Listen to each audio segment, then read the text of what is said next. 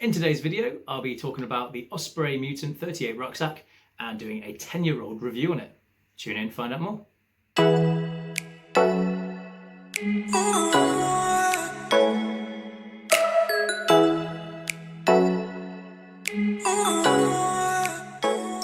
Hi, I'm John from River and Dale Adventures, and this is my Osprey Mutant 38 rucksack. And it's over 10 years old now, so I figured I would do a review on it for you guys. Before I do that, I'll talk a little bit about its brand. So Osprey are an international brand now that create high quality packs for climbers, hikers, bike packers, backpackers, mountain bikers, travellers and just all-round adventurers alike. And they've been doing so for over 46 years, starting out from humble beginnings of a single sewing machine over in Santa Cruz, California, to the international brand that we all know now. They offer a lifetime guarantee on all their products, providing you register it at purchase. So that is a pretty decent thing to start off with. So a little bit about my pack. I've had this, like I say, for over 10 years now. I bought it back when I was in college. I bought it with the intention of it being my climbing pack. And it's done just that. It's taken me all across the UK, but it's done so much more, and it's proved to be a very versatile piece of kit. So it's taken me to the Netherlands, as it was my carry-on for the plane, and Spain, the same thing. It's been trekking in Swiss Alps with me. I used it for all of my mountain leader prep and for the assessment, the 3-day expedition, where it was loaded up for 3 days worth of kit and group kit, and it coped perfectly for it. It's been my go-to pack for all things mountain adventure. I've had many packs over the years, but this one has been the one that has stuck around the longest, which kind of gives you an idea of where this review might be going in the first place. It has now become my sole climbing pack, as I have recently bought another pack and I've been using that for my walking and my mountain trips, but I'll be doing a review of that pack very soon. So without further ado, let's get into the bones of the rucksack and see how it does. The Mutant 38 is a 38 litre capacity rucksack, originally intended for rock and ice climbing. This is the medium sized back, so it weighs in at about 1100 grams styrene weight, and it can be stripped down to about 900 grams by removing the lid, the side compression straps and the back frame support. Obviously, like other rucksacks, 1100 grams is not the lightest. There are lighter ones out there, but the main weight penalty will be because of this face fabric. Because it's a Cordura type material and you've got a double reinforced base, it means that this pack can take some serious abuse. And Osprey intended it to be that way, so that's already a good one. So like all other rucksacks out there, this will have some features that will be very similar and very fairly generic. But what we're going to look at more specifically are the climbing features that are implemented into the bag and things that you wouldn't find on your normal rucksack. So the first thing we're going to point out is obviously it is a tubular design. It's very slim, which means that it's got plenty of movement for your arms behind you, because it is intended that you can use it whilst you are climbing. The side compression straps help to keep it nice and tight, so it keeps it nice and close to your body, and it has a very good harness and back system that will keep it nice and snug to your body as well. A few other extra features obviously are the ice axe loops. Now, anyone who's used a rucksack with an ice axe before, this is one I made earlier, will be familiar with how the concept of it works, but this is the bog standard kind of design that you find with most ice axe loops. Okay. That is quite a useful little feature. Now, originally this rucksack did have some aggressive wear patches here, so that the pick of the axe didn't wear into it. Unfortunately, obviously, with the ravages of time, those patches have since fallen off. There are many other methods out there that we've seen, but having some simple patches are pretty kind of the way to go. They're nice and easy, apart from the fact that they don't really last. Okay, so obviously there's a little bit of wear and tear on that one. Moving up the pack, we then come to this little feature just here. So this is one of three. So that is that one there. And then there is a loop there and a loop there. Now, if you look at the picture above me on my left here, you'll see what these actually are designed for. So this is a climbing specific feature. They are designed so that you can turn this climbing bag into a haul bag. So the purpose of that being, when you've got to the top of your pitch or the top of your climb, instead of having carried all of that weight on your shoulders, which often throws us off balance and gets us incredibly pumped on those really small holds, you can be trailing a rope behind you, strapped to this by the method we've shown there, and then you can haul it up after you, get it up the climb, and then continue up or get off the top without having to go back to the very bottom to find all your gear. So a nice useful little feature. I haven't used it a huge amount because an awful lot of rope climbing in this country is single pitch climbing. So most of the time I'll get to the top and I'll walk to the bottom and my pack will still be there. It has some of this little plastic swaging on it, which obviously is there to defend it, but that has started to crack a little bit. But 10 years old, I'm not too fussed on that one. This main front one here though, I find that very, very useful. It's the most common thing I use to grab my rucksack when I'm throwing it in and out of the van and getting a good grip on it. So that's the first feature. Okay. Next we come to the back system. So the back system on this rucksack is a thermoformed foam. It is a very hard wearing. This is a neoprene type material, so it sheds snow really, really well. It doesn't absorb moisture either as well. So when you are actually caught out in the rain, this rucksack doesn't get extra heavy, which is really, really nice. And the straps and the hip belt are made with similar materials. The only downside to the back system is the fact that in the summer it does get very, very warm. You know, the ventilation on it is good, but not that great. So it's all down to your layering systems and just making sure that you don't overexert yourself with this rucksack. Like I say, it is the medium back size, which means it's a fixed frame. What that does mean is you need to go and try the rucksacks on before you buy them so that you can make sure you get the right size for you. I'm about 5'11" and this fits me pretty well, but on occasion I have thought about getting either the large or even the small just to see what it feels like. But yeah, this is the medium. For a climbing feature, that's done specifically so that you can reduce a little bit of weight and it helps to keep the pack nice and rigid. Okay, so that's the back system. On the straps, you can see that we have some little bits of elastic. These are for the hydration hose, which has a little slot just over here, and there's a pocket for that just on the inside. Okay, so let's pop it on.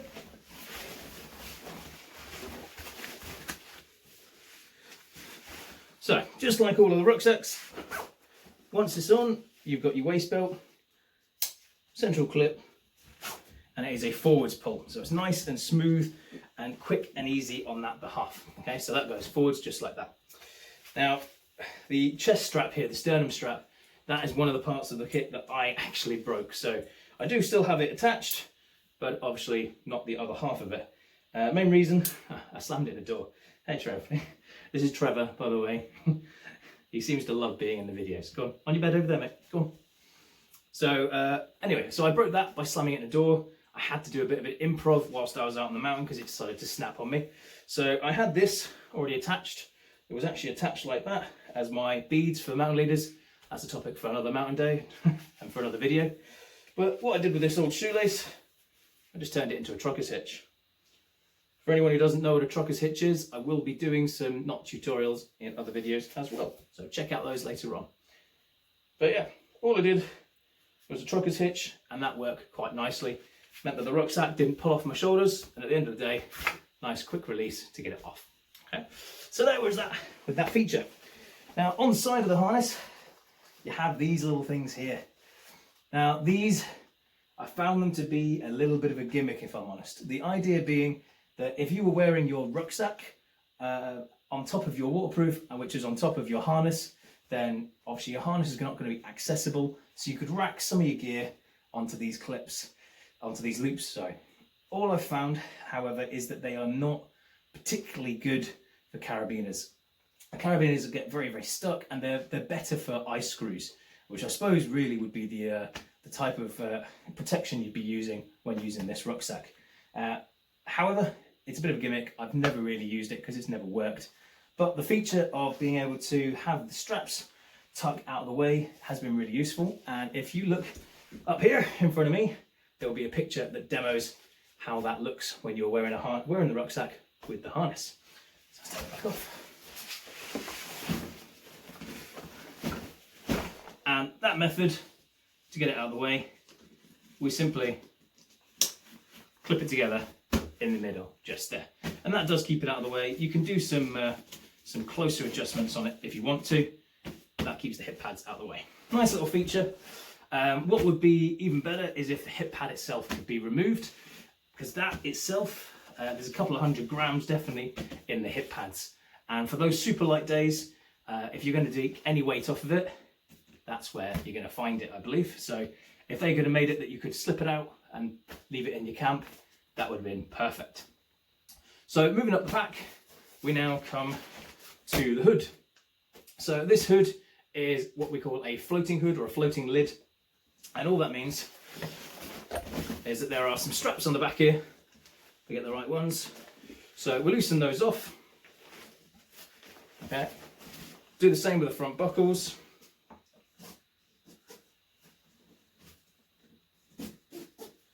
And there we go, we get a little bit extra height. Now, you can actually take the lid off entirely, and you do that by just fully unthreading these loops here. However, it's a little bit fiddly, so a little bit of time lapse here so you can see what I have to do in the process.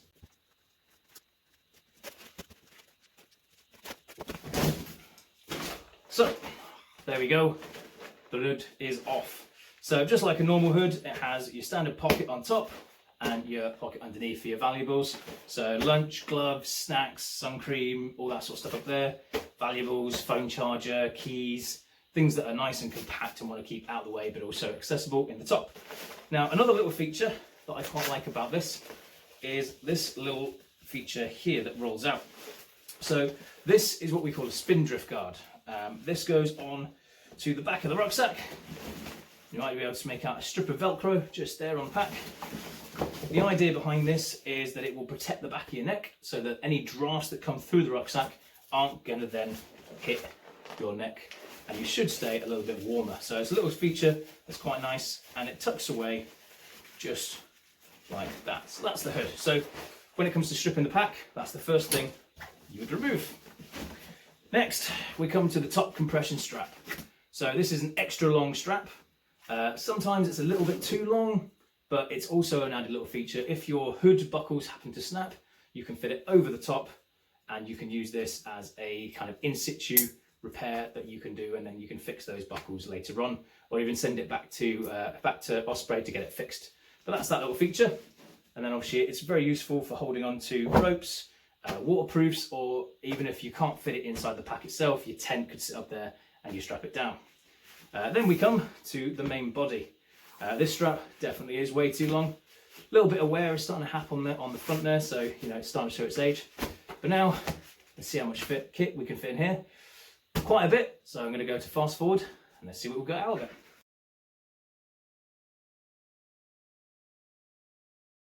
There's a nice amount of space in here, and that is not even a full day's worth of kit. I've had this with 3 days worth of kit in it before, so that's 3 days worth of food, a 4-season sleeping bag. The tent was inside the rucksack as well, and obviously all my clothes for that time, sleep system, everything.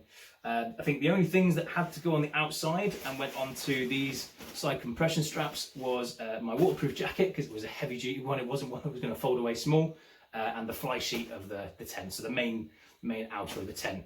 Other than that, everything else I managed to fit inside the pack, and there's a picture of that, should be floating around somewhere above my head now. See me walking on my mountain leader assessment when it was all fully kitted out. So you've seen so far I've removed the lid. If I wanted to, you can also remove these side straps as well, but honestly the amount of weight difference that makes is not very big. Plus they also do help to keep the bag nice and cinched. And likewise, another thing is on the inside of it we have this frame support. And this frame support, we can pull that out. Okay, that makes the bag now completely frameless, and that puts it now at its lightest that it can possibly be. So that is the Osprey Mutant 38 at all of its glory. So pros and cons of the Mutant 38. We'll start with the pros. So first thing is how hard wearing and strong it is. I just can't get over the fact that it's over 10 years old and it hasn't done any damage to it other than what I've done to it. So you know, it's living up to its value for money and its lifetime guarantee right there. So that's pretty decent. Second pro is the fact that it is such a simple design. You know, there's no additional seams or extra pockets or any overcomplicated features that would get in the way of what its actual true function is. And that for me, that's a massive winner. The third is its comfort and its range. You know, you can load this pack up with multi-day kit or a full climbing rack, and it will be just as comfortable as it is when you are out on the mountains for a nice little simple day hike. So it truly is a very versatile piece of kit. Now we come to the cons. So the big one is the hip pad. the hip pad not being able to be removed is a real big thing for me. Like, if you're going to try and strip a bag down, you want to be able to take away one of the heaviest items, and the hip pad is just one of those. It is a very, very heavy bit. Likewise, the functionality of the gear bits on the side is obviously not very, very good either. Second one is the lack of pockets. The pockets on the side are just non-existent, as we know, and they're only useful for one little thing really, and it's not that good either. They could do with just putting some like stretchy mesh pockets on it or something similar that would just make the versatility of the pack so much better. The third thing is the fact that some of the items are a bit fiddly. Like, as you noticed when we were removing things from the pack earlier and taking the lid off, those are just a bit fiddly. And I know we don't do that all the time, but there are definitely ways you can make that smoother or easier and a little bit more efficient, and especially for use with like gloved hands, for example. And the final thing, and this is just a bit of a niggle, but it is just the sheer length of half the straps. For some reason, Osprey never seem to give you straps that are the one size straps. They are always very, very long, and if you want to lose a bit of extra weight, I mean, it doesn't make much of a difference, but you can easily snip off a little bit and sew it back yourself. But it is a little bit of a niggle, and it's only a little one. But otherwise, there we go. That's the pros and cons. In summary, would I say that this is the only rucksack you'll ever need? No. Like, obviously there are other rucksacks out there. There are ones that are lighter, there are those that are more robust, and of course there's different sizes. You don't have to stick to just 38 litres. But for what it does and what it's been designed to do, I'd say that this pack is top notch, really, really good quality. And for that reason, I would give it a 4 out of 5. It only misses out purely and simply because of the lack of hip belts and the lack of decent side pockets that would just make it that little bit more versatile and a little bit more useful. I do believe that obviously the new version has been updated, and I'm looking forward to when I can get my hands on one of those and having a play with it. But until then, that's all from us today. So thank you very much for watching. If you liked what like you saw, then give us a thumbs up, click that subscribe button, drop us a share, and any comments, what you think, give your feedback on it. And yeah, we'll see you in the future videos. Till then.